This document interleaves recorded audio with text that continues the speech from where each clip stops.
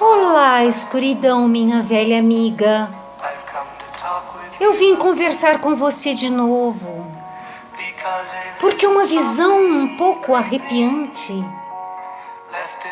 deixou sementes enquanto eu dormia, e a visão que foi plantada em meu cérebro ainda permaneceu dentro do som do silêncio. Em sonhos de descanso eu caminhei só, em ruas estreitas de paralelepípedos, sobre a luz de uma lâmpada de rua. Levantei minha lapela para me proteger do frio e umidade, quando meus olhos, pelo brilho de uma luz de neon que rachou a noite e trocou o som do silêncio.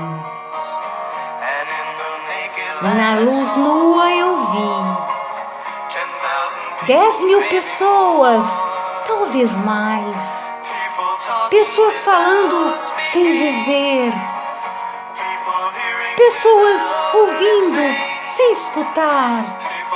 Pessoas escrevendo canções que vozes jamais compartilharam, e ninguém ousava perturbar o som do silêncio. Todos, disse eu, vocês não sabem. Silêncio é como um câncer que cresce.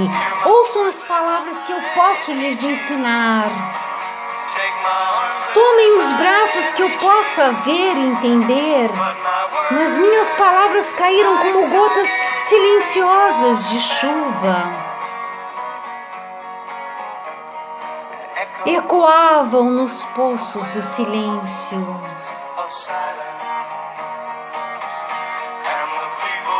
E as pessoas curvavam-se e rezavam ao Deus de neon que elas criaram. E a placa faiscou nas palavras que formava. As palavras dos profetas estão escritas nas paredes do metrô e sussurradas no som do silêncio.